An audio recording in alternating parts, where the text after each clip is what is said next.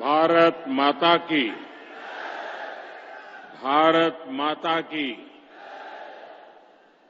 कार्यक्रम में उपस्थित मध्य प्रदेश के राज्यपाल श्रीमान मंगूभाई पटेल, मुख्यमंत्री भाई शिवराज जी, केंद्र में मंत्रिमंडल के मेरे साथी श्री मनसुख मांडविया जी, फग्गन सिंह कुलस्ते जी, प्रोफेसर एसपी सिंह बघेल जी, श्रीमती रेणुका सिंह सरूता जी, डॉक्टर भारती पवार जी, श्री विश्वेश्वर टुडू जी, सांसद श्री वीडी शर्मा जी, मध्य प्रदेश सरकार में मंत्रीगण, सभी विधायकगण, देश भर से इस कार्यक्रम में जुड़ रहे अन्य सभी महानुभाव और इतनी विशाल संख्या में हम सबको आशीर्वाद देने के लिए आए हुए मेरे प्यारे भाइयों और बहनों, जय सेवा, जय जोहार। आज मुझे रानी दुर्गावती जी की इस पावन धरती पर आप सभी के बीच आने का सौभाग्य मिला है। मैं रानी दुर्गावती जी के चरणों में अपनी श्रद्धांजलि समर्पित करता हूं। उनकी प्रेरणा से आज सिकल सेल एनीमिया मुक्ति मिशन एक बहुत बड़े अभियान की शुरुआत हो रही है। आज ही मध्य प्रदेश में 1 करोड़ लाभार्थियों को आयुष्मान कार्ड भी दिए जा रहे हैं। इन दोनों ही प्रयासों के सबसे बड़े लाभार्थी हमारे गौंड समाज, भील समाज या अन्य हमारे आदिवासी समाज के लोग हैं। मैं आप सभी को, मध्य प्रदेश की डबल इंजन सरकार को बहुत बहुत बधाई देता हूं। साथियों, आज शहडोल की इस धरती पर देश बहुत बड़ा संकल्प ले रहा है। ये संकल्प हमारे देश के आदिवासी भाई बहनों के जीवन को सुरक्षित बनाने का संकल्प है। ये संकल्प है सिकल सेल एनीमिया की बीमारी से मुक्ति का। ये संकल्प है हर साल सिकल सेल एनीमिया की गिरफ्त में आने वाले 2.5 लाख बच्चे और उनके 2.5 लाख परिवार के जनों का जीवन बचाने का। साथियों, मैंने देश के अलग अलग इलाकों में आदिवासी समाज के बीच एक लंबा समय गुजारा है। सिकल सेल एनीमिया जैसी बीमारी बहुत कष्टदायी होती है। इसके मरीजों के जोड़ों में हमेशा दर्द रहता है। शरीर में सूजन और थकावट रहती है। पीठ, पैर और सीने में असहनीय दर्द महसूस होता है। सांस फूलती है, लंबे समय तक दर्द सहने वाले मरीज के शरीर के अंदरूनी अंग भी क्षतिग्रस्त होने लगते हैं। ये बीमारी परिवारों को भी बिखेर देती है और ये बीमारी न हवा से होती है, न पानी से होती है, न भोजन से फैलती है। ये बीमारी ऐसी है जो माता पिता से ही बच्चे में ये बीमारी आ सकती है। ये आनुवंशिक है और इस बीमारी के साथ जो बच्चे जन्म लेते हैं वो पूरी जिंदगी चुनौतियों से जूझते रहते हैं। साथियों, पूरी दुनिया में सिकल सेल एनीमिया के जितने मामले होते हैं उनमें से आधे 50% अकेले हमारे देश में होते हैं। लेकिन दुर्भाग्य की बात है कि पिछले 70 सालों में कभी इसकी चिंता नहीं हुई। इससे निपटने के लिए कोई ठोस प्लान नहीं बनाया गया। इससे प्रभावित ज्यादातर लोग आदिवासी समाज के थे। आदिवासी समाज के प्रति बेरुखी के चलते पहले की सरकारों के लिए ये कोई मुद्दा ही नहीं था। लेकिन आदिवासी समाज की इस सबसे बड़ी चुनौती को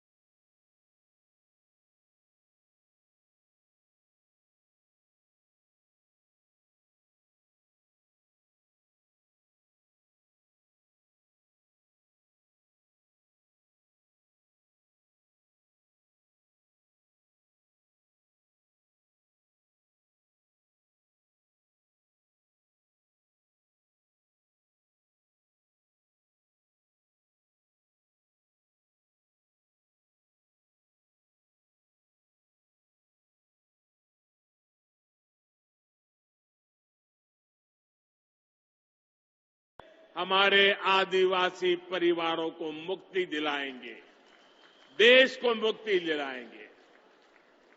और इसके लिए हम सबको अपना दायित्व निभाना होगा।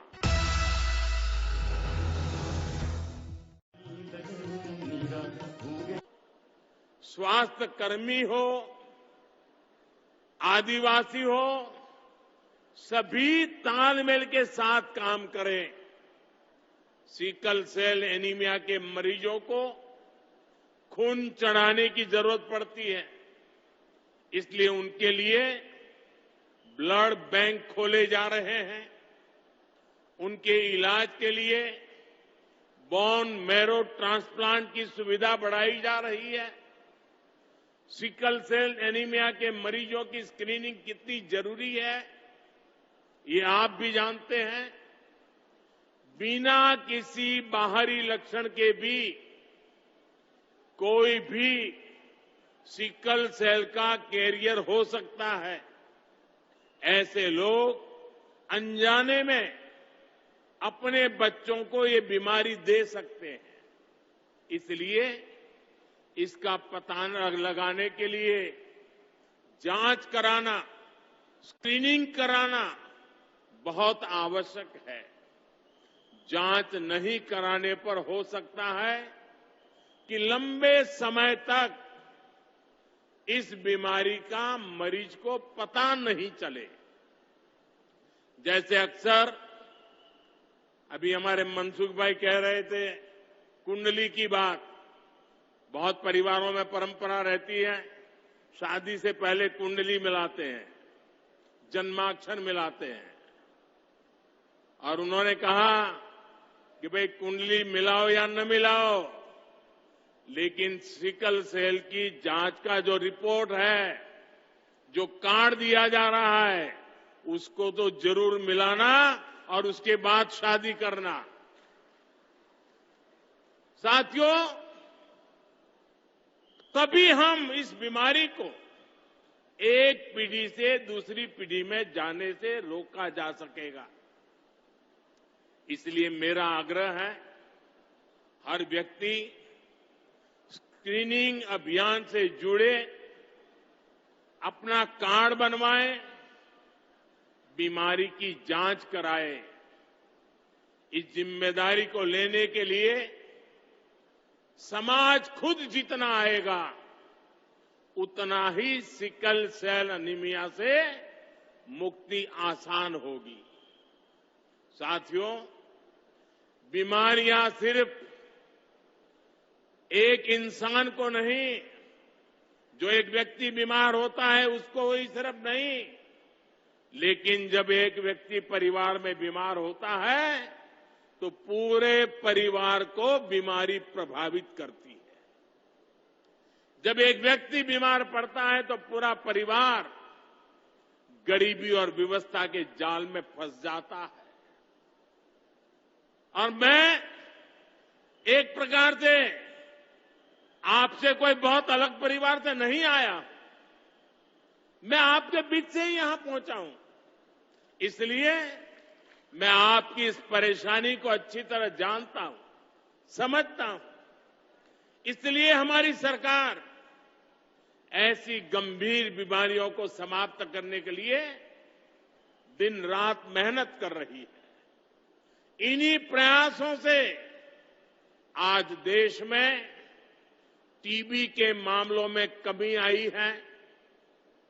अब तो देश 2025 तक टीबी को जड़ से समाप्त करने के लिए काम कर रहा है। साथियों,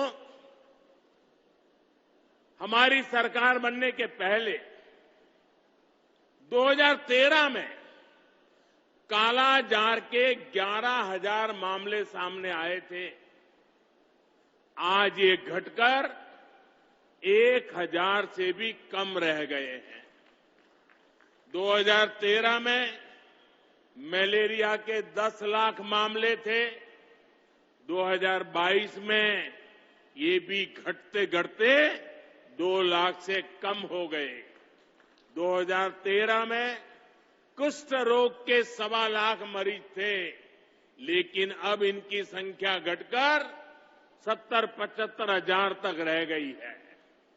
पहले दिमागी बुखार का एक कितना कहर था, ये भी हम सब जानते हैं।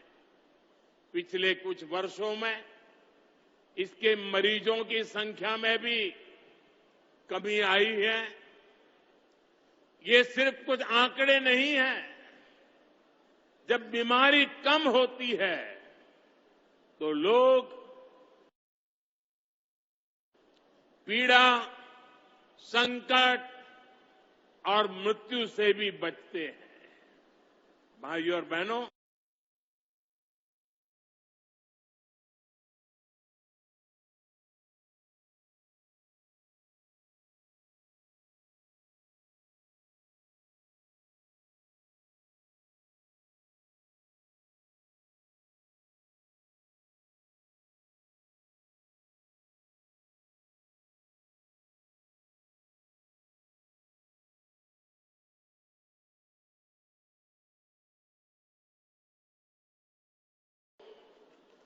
आयुष्मान कार्ड दिए गए हैं। अगर किसी गरीब को कभी अस्पताल जाना पड़ा तो ये कार्ड उसकी जेब में 5 लाख रुपए के एटीएम कार्ड का काम करेगा। आप याद रखिएगा, आज आपको जो कार्ड मिला है, अस्पताल में उसकी कीमत 5 लाख रुपए के बराबर है। आपके पास एक कार्ड होगा तो कोई आपको इलाज के लिए मना नहीं कर पाएगा, पैसे नहीं मांग पाएगा। और ये हिंदुस्तान में कहीं पर भी आपको तकलीफ हुई और वहां के अस्पताल में जाके ये मोदी की गारंटी दिखा देना, उसको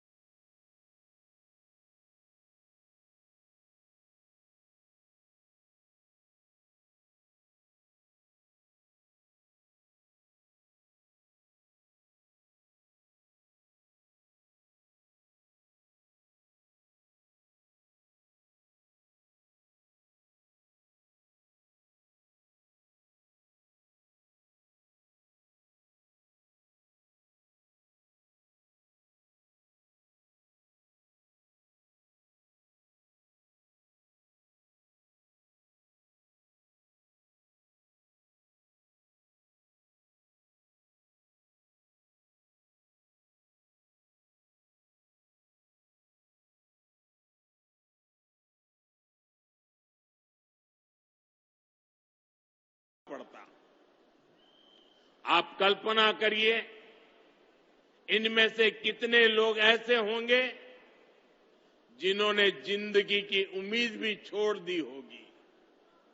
कितने परिवार ऐसे होंगे जिन्हें इलाज करवाने के लिए अपना घर, अपनी खेती शायद बेचना पड़ता।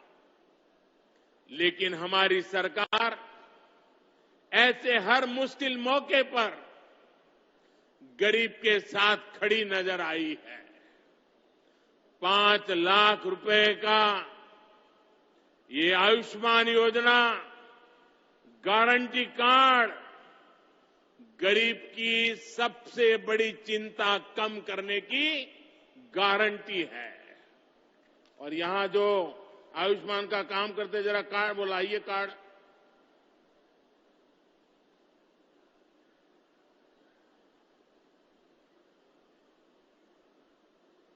आपको ये जो कार्ड मिला है ना, उसमें लिखा है 5 लाख रुपए तक का मुफ्त इलाज।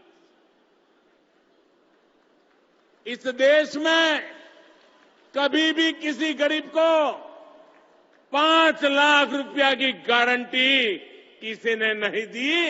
ये मेरे गरीब परिवारों के लिए ये भाजपा सरकार है, ये मोदी है जो आपको 5 लाख रुपए की गारंटी का कार्ड देता है।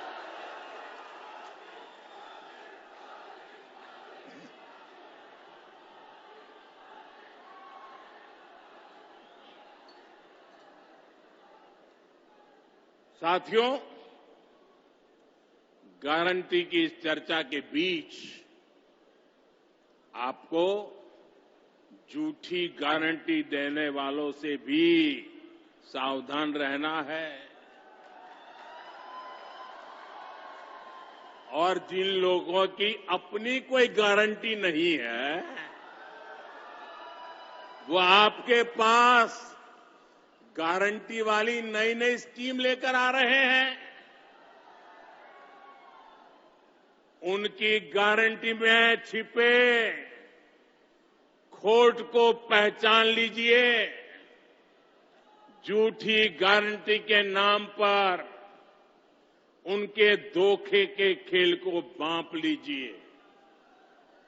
साथियों, जब वो मुफ्त बिजली की गारंटी देते हैं तो इसका मतलब है कि वो बिजली के दाम बढ़ाने वाले हैं। जब वो मुफ्त सफर की गारंटी देते हैं तो इसका मतलब है कि उस राज्य की यातायात व्यवस्था बर्बाद होने वाली है। जब वो पेंशन बढ़ाने की गारंटी देते हैं तो उसका मतलब है कि उस राज्य में कर्मचारियों को समय पर वेतन भी नहीं मिल पाएगा। जब वो सस्ते पेट्रोल की गारंटी देते हैं तो इसका मतलब है कि वो टैक्स बढ़ाकर आपकी जेब से पैसे निकालने की तैयारी कर रहे हैं। जब वो रोजगार बढ़ाने की गारंटी देते हैं तो इसका मतलब है कि वो वहां के उद्योग धंधों को चौपट करने वाली नीतियां लेकर के आएंगे। कांग्रेस जैसे दलों की गारंटी का मतलब नियत में खोट और गरीब पर चोट, यही है उनके खेल। वो 70 सालों में गरीब को भरपेट भोजन देने की गारंटी नहीं दे सके, लेकिन ये प्रधानमंत्री गरीब कल्याण योजना से 80 करोड़ से ज्यादा लोगों को मुफ्त राशन की गारंटी मिली है। मुफ्त राशन मिल रहा है। वो 70 सालों में गरीब को महंगे इलाज से छुटकारा दिलाने की गारंटी नहीं दे सके, लेकिन आयुष्मान योजना से 50 करोड़ लाभार्थियों को स्वास्थ्य बीमा की गारंटी मिली है। वो 70 सालों में महिलाओं को धुएं से छुटकारा दिलाने की गारंटी नहीं दे सके, लेकिन उज्ज्वला योजना से करीब 10 करोड़ महिलाओं को धुआं मुक्त जीवन की गारंटी मिली है। वो 70 सालों में गरीब को पैरों पर खड़ा करने की गारंटी नहीं दे सके, लेकिन मुद्रा योजना से 8.5 करोड़ लोगों को सम्मान से स्वरोजगार की गारंटी। उनकी गारंटी का मतलब है कहीं ना कहीं कुछ गड़बड़ है। आज जो एक साथ आने का दावा कर रहे हैं, सोशल मीडिया में उनके पुराने बयान वायरल हो रहे हैं। वो हमेशा से एक दूसरे को पानी पी पी करके कोसते रहे हैं। यानी विपक्षी एकजुटता की गारंटी नहीं है। ये परिवारवादी पार्टियां सिर्फ अपने परिवार के भले के लिए काम करती आई है। यानी उनके पास देश के सामान्य मानवीय के परिवार को आगे ले जाने की गारंटी नहीं है। जिन पर भ्रष्टाचार के आरोप हैं, वो जमानत लेकर के बाहर घूम रहे हैं। जो घोटालों के आरोपों में सजा काट रहे हैं, वो एक मंच पर दिख रहे हैं। यानी उनके पास भ्रष्टाचार मुक्त शासन की गारंटी नहीं है। वो एक सुर में देश के खिलाफ बयान दे रहे हैं। वो देश विरोधी तत्वों के साथ बैठकें कर रहे हैं। यानी उनके पास आतंकवाद मुक्त भारत की गारंटी नहीं है। वो गारंटी देकर निकल जाएंगे, लेकिन भुगतना आपको पड़ेगा। वो गारंटी देकर अपनी जेब भर लेंगे, लेकिन नुकसान आपके बच्चों का होगा। वो गारंटी देकर अपने परिवार को आगे ले जाएंगे, लेकिन इसकी कीमत देश को चुकानी पड़ेगी। इसलिए आपको कांग्रेस समेत ऐसे हर राजनीतिक दल की गारंटी से सतर्क रहना है। साथियों, इन झूठी गारंटी देने वालों का रवैया हमेशा से आदिवासियों के खिलाफ रहा है।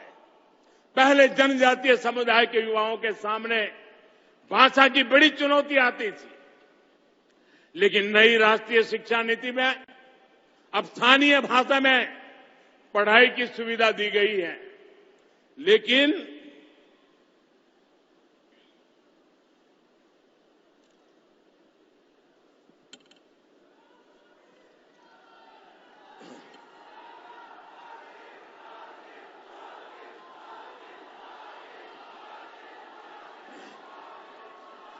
लेकिन झूठी गारंटी देने वाले एक बार फिर राष्ट्रीय शिक्षा नीति का विरोध कर रहे हैं।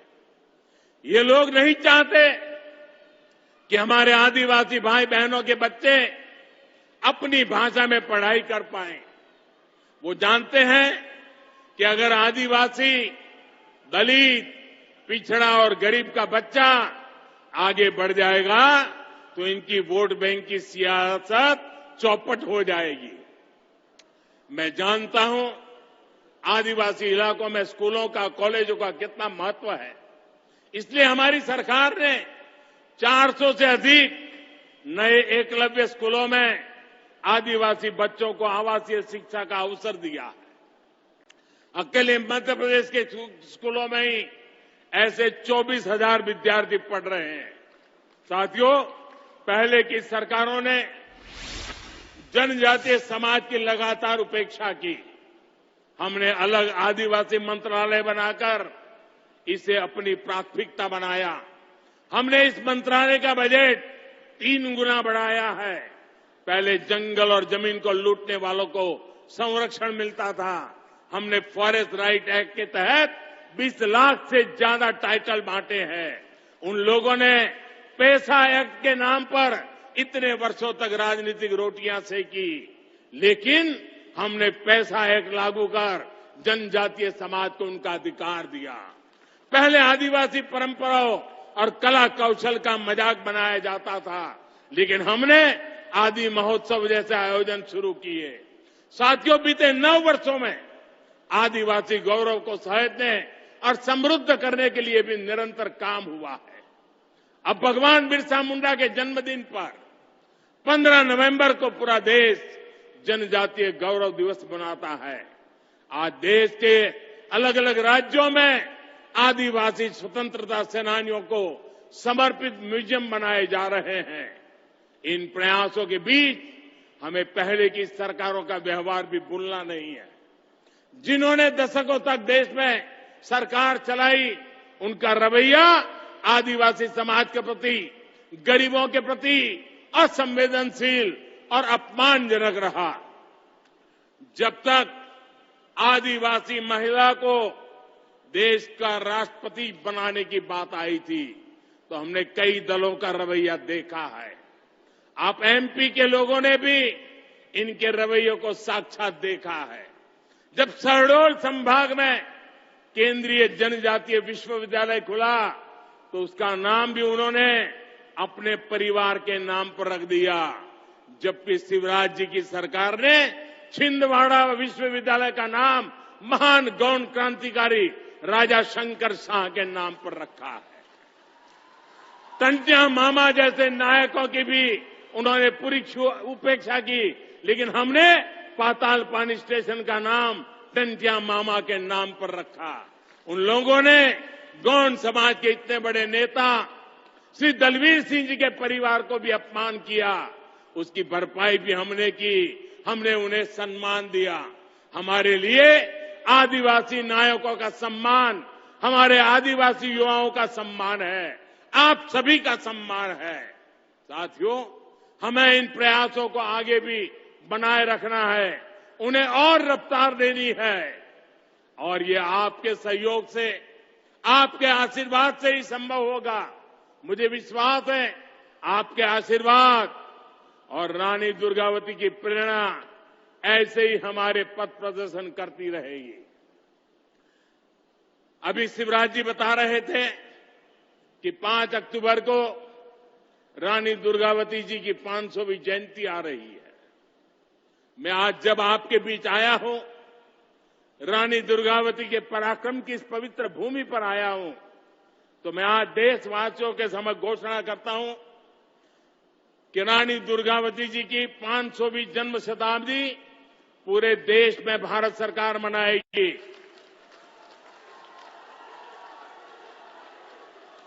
रानी दुर्गावती के जीवन के आधार पर फिल्म बनाई जाएगी। रानी दुर्गावती का एक चांदी का सिक्का भी निकाला जाएगा। रानी दुर्गावती जी का पोस्टल स्टैंप भी निकाला जाएगा और देश और दुनिया में 500 साल पहले जन्म हुए इससे हमारे लिए पवित्र मां के समान उनकी प्रेरणा की बात हिंदुस्तान के घर घर पहुंचाने का एक अभियान चलाएगा। मध्य प्रदेश विकास की नई ऊंचाइयों को छुएगा और हम सब साथ मिलकर विकसित भारत के सपने को पूरा करेंगे।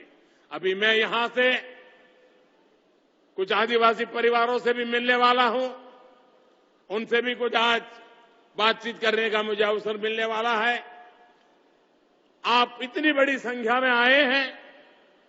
सिकल सेल, आयुष्मान कार्ड, आपकी आने वाली पीढ़ियों की चिंता करने का मेरा बड़ा अभियान है। आपका मुझे साथ चाहिए। हमें सिकल सेल से देश को मुक्ति दिलानी है। मेरे आदिवासी परिवारों से को इस मुसीबत से मुक्त करवाना है। मेरे लिए मेरे दिल से जुड़ा हुआ एक काम है और इसमें मुझे आपकी मदद चाहिए। मेरे आदिवासी परिवारों का मुझे साथ चाहिए। आपसे यही प्रार्थना करता हूं, स्वस्थ रहिए, समृद्ध बनिए। इसी कामना के साथ आप सभी का बहुत बहुत धन्यवाद। भारत माता की, भारत माता की, भारत माता की बहुत बहुत धन्यवाद। बहुत बहुत धन्यवाद माननीय प्रधानमंत्री जी। देवी सज्जनों, ये है हमारे श्रद्धेय पंत प्रधान, हमारे परिवार के मुखिया की हम सभी के लिए इतना सोचने का, चिंता करने का उनका